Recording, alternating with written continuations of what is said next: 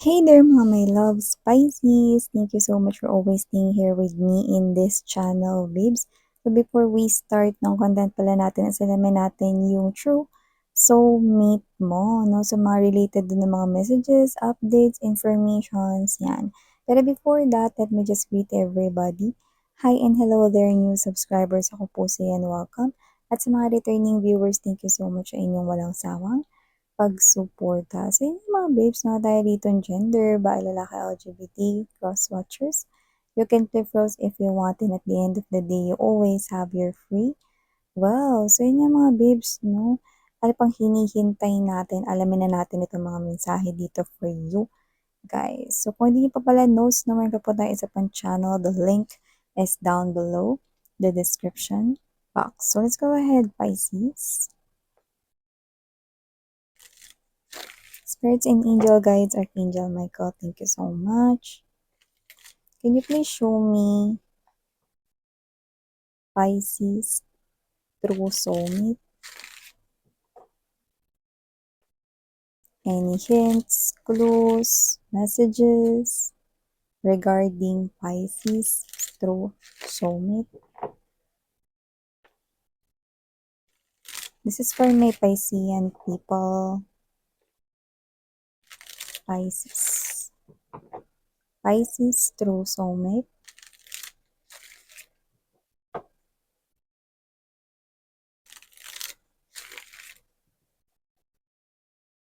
Okay, so let's go ahead and check these messages here for you guys. Pero please, let me do the honor na ilatag mo na lahat ng mga energies sa ating table.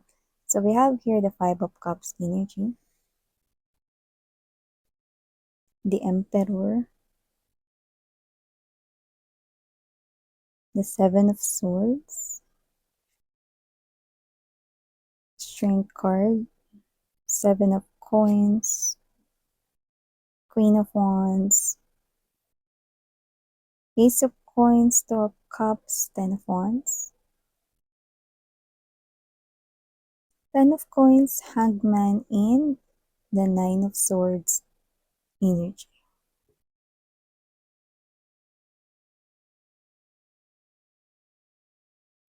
Okay, so nakikita ka rito Pisces, no, ang iyong true soulmate right here, no, ay posibleng malungkot siya ngayon.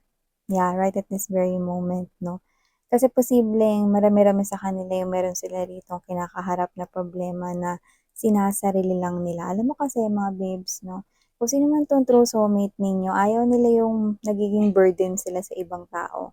Yung parang kahit na tipong ikwento nila sa iba yung problema nila, parang ayaw nila kasi alam nila na parang bibigat yung loob ng person or baka isipin ng person na um, sila ito na parang dapat sila rito na parang kaawaan or whatever, may mga ganun-ganon, no? So, kung sino man tong energy na to na true soulmate ninyo, meron siyang tendency na mag-overthink at mag-over-assess ng mga bagay-bagay. So nakikita ko dito meron siyang pinagdadaanan ngayon, no, na sitwasyon kung saan posibleng nalulungkot siya, no, at maaaring nasa-stuck siya doon kasi posibleng ayaw niya itong i-share sa iba kaya parang sinasarili niya. Kasi once na i-share mo 'to sa iba, 'di ba parang gumagaan yung feeling mo, no, sa kanya hindi, no, sinasarili niya ito, 'yan. So, puwedeng ayaw niya kasi na may iba ritong madamay or parang ayaw niya na maging burden sa iba, 'yan, 'no. So, may gano'n siya 'no, pero alam mo makukuha naman 'to sa heart to heart talk, eh, siguro hindi lang talaga siya gano'n ka-open with other people 'no, tsaka may pagka-introvert din kasi 'no, yung ilan sa kanila 'no, or yung iba parang homebody, 'yan 'no. So maliban diyan mga babes 'no, Pisces, nakikita ko rin na ang iyong true soulmate dito 'no, is magaling mag-handle ng financial, masipag sa trabaho at hindi patamad-tamad. So nakikita ko dito na meron sa kanila na may negosyo at yun yung pinapalakad 'no, kumbaga hindi siya nagwo-work pero may negosyo 'no, na stable yung negosyo na yun.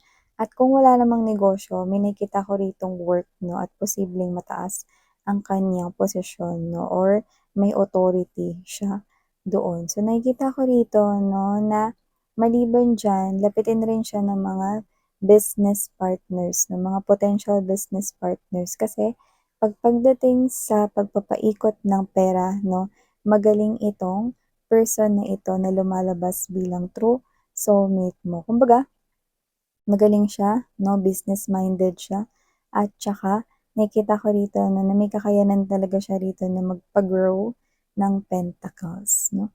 So nakikita ko rito 'no, that the spotlight is on when it comes to this person right here, 'yan 'no. So lumalabas 'yun dito, Pisces. So maliban diyan 'no, nakikita ko rin that your true soulmate right here 'no, is meron siya ritong pinakaayaw. Ayaw niya rito nung may mga nililihim, na secrets 'no, kasi para sa kanya 'pag nag-secret ka para ka na ring nagsinungaling, 'yan. So, may iba 'to dun sa ano, sa may pinagdadaanan siyang problema ta's kinikimkim niya 'no. So, parang ang ibig niyang sabihin dito, okey, parang kung ano yung opinyon mo sa isang bagay or kung ano yung gusto mong sabihin sa isang bagay, sabihin mo na yun ng diretso sa kanya walang filter, you know?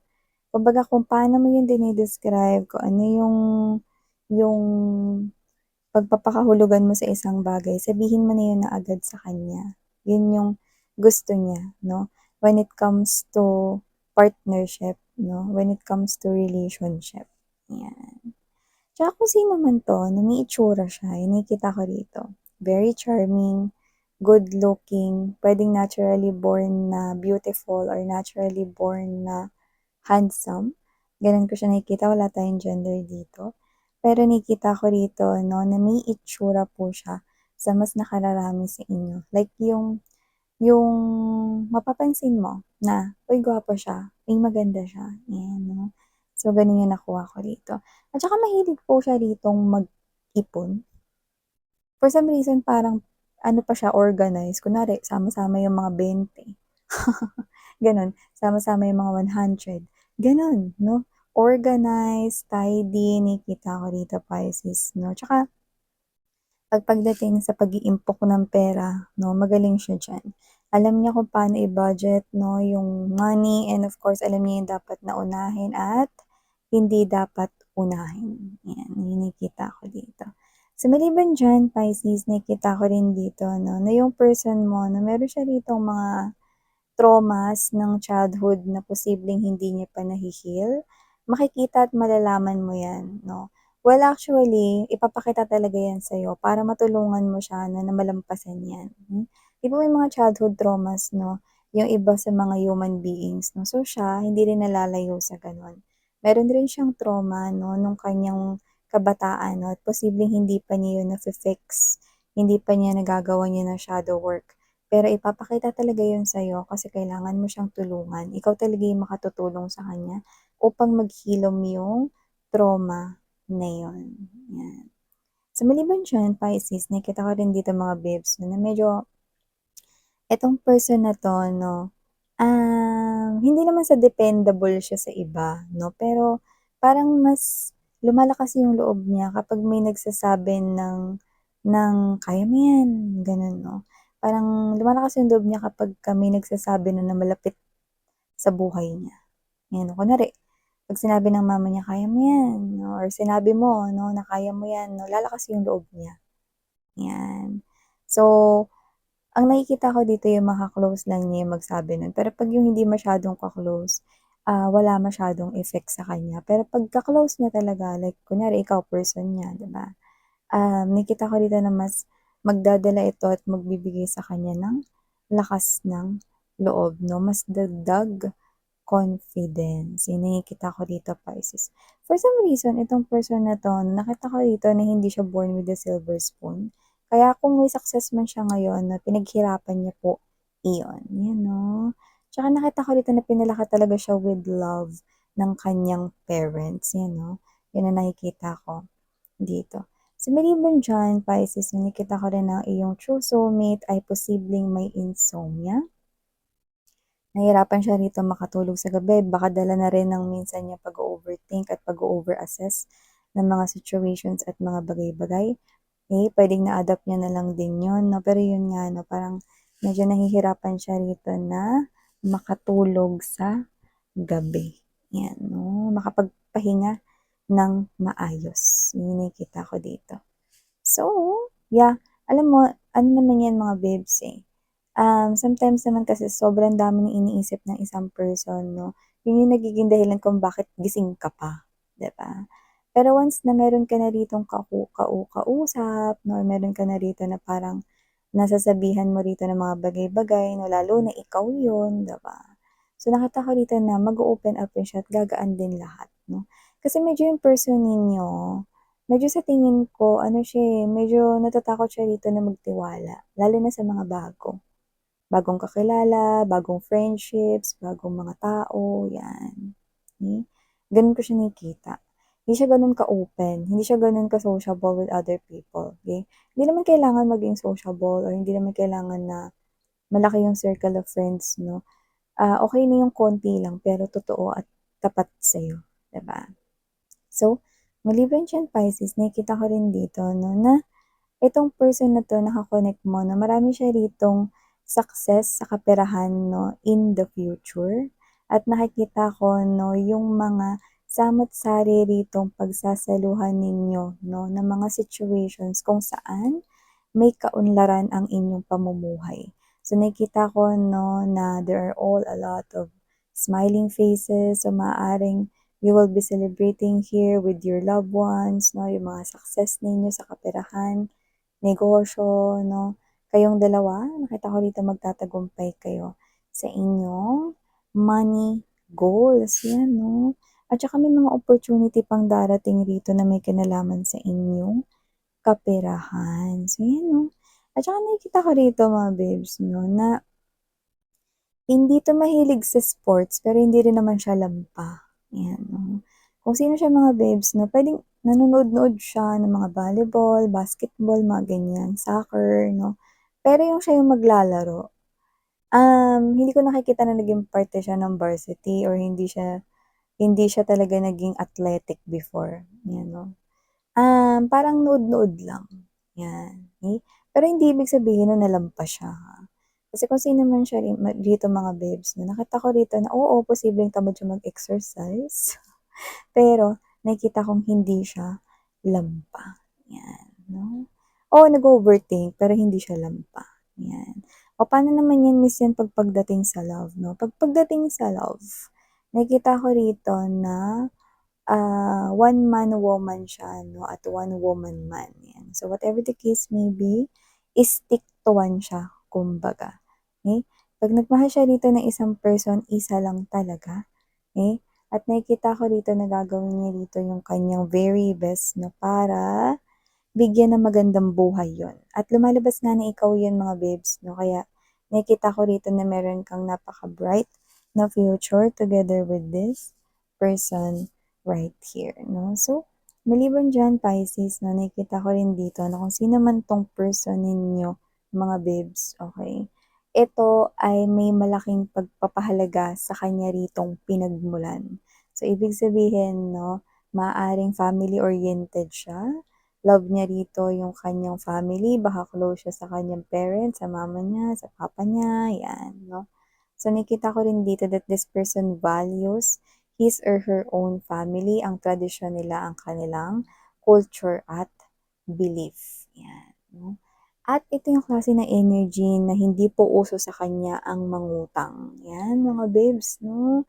Parang siya 'to na kahit anong mangyari hindi ako mangungutang, gagawa at gagawa ako ng paraan para masolusyunan ko yung problema ko sa pera if ever man na meron at hindi ako uutang, 'yan. Parang kahit anong mangyari wala sa options niya yung uutang, ano. Hindi naman niya kailangang umutang pero ayaw niya 'yun, ayaw niya ng umuutang, 'yun yung nakikita ko dito, which is very good, 'di ba? Kasi kaya niya mag-impok ng money 'no, ng own niya lang, 'di ba? Tapos dito hindi siya rito gagawa ng problema 'no, para magbigay ng sakit ng ulo sa kanya lalo na kung related sa kaperahan, 'di ba? So, 'yan. So, maliban diyan 'no, nakikita ko rin dito mga babes 'no, na ilang beses na rin siya ritong ginuyo 'no, ng mga tao na puwedeng nakatransaksyon niya. Ayan, picking up that word transaction, posibleng katrabaho before or kakilala before 'no, na posibleng hindi naging totoo 'no, sa kanila ritong pag-deal about money, negosyo, mga ganyan, usaping pera before.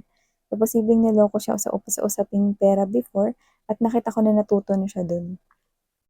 So, wala nang makakaulit pa sa kanya dito 'no, na siya ay lukuhin. Kasi ngayon ay matalino na siya especially when it comes to money, pentacles, and coins. Mataas yung mga pangarap nito Pisces 'no, at ang nakakaloka rito, pagka nagkaroon na ng connection sa inyo kung wala pa 'no, at kung may connection na sa inyo ngayon 'no, lahat ng mga plano niyo sa future kasali ka. Hindi puwedeng hindi ka kasali, okey? At lahat ng mga plano niya ay exciting at magdadala ng happiness sa inyo. Parang living the moment 'no, parang gano'n yung nakukuha ko rito with this person. This person here will show you 'no, na ito yung mga bagay na kaya niyang gawin or i-offer sa'yo. 'Yan 'no. So, may mga activities kayong gagawin together, may mga may mga moments kayo rito, mga bonding moments rito ang pagsasaluhan pa more in the future. At nakikita ko dito na posible rin kayo ritong bumili ng lupa sa malayo, you know. I don't know what that is 'no, pero maaaring dun kayo titira or dun niyo gusto magtayo ng rest house, vacation house, or dun niyo gusto magtayo ng negosyo pa. May gano'n, okey? So, when I say pa, maaaring 'yun ay extended ng inyong branch 'no, lalo na kung kayo ay nagnenegosyo or magnenogosyong dalawa, Pisces. Maganda 'yung kaperahan ninyo, hindi ko kayo nakikita maghihirap dito. Walang magiging timawa dito. Kundi nakikita ko kayo rito na magiging masagana ang inyong pamumuhay, 'yan 'no. So, nakikita ko rito that both of you will definitely experience that life 'no, puwede pa ngang in luxury. Yun nga lang ang pinaka-challenge 'no, medyo kasi sensitive ang person mo, Pisces, at medyo nag-o-overthink siya 'no, at may mga trauma siya na kailangan hilumin 'no, sa kanyang nakaraan. Pero yakang-yaka mo na yun 'no, kayang-kaya mo na yun, Pisces, okey? Basta iparamdam mo lang sa kanya kasi ang kailangan niya rito puso, 'yan mga babes 'no. Puso 'no, pagmamahal mo 'no, 'yun yung parang maramdaman niya lang 'yun, parang naghi-heal na siya. Kasi may pagka-sensitive siya, so this person here, the only way para makarating ka sa kanya rito 'no, is yung kanyang heart, yung kanyang emotions, ma-steer mo 'yun 'no.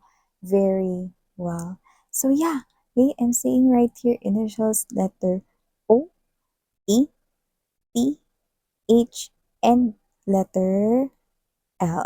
So, maaaring yan yung initials ninyo or important letters right here. I'm also seeing numbers 10 and number 2.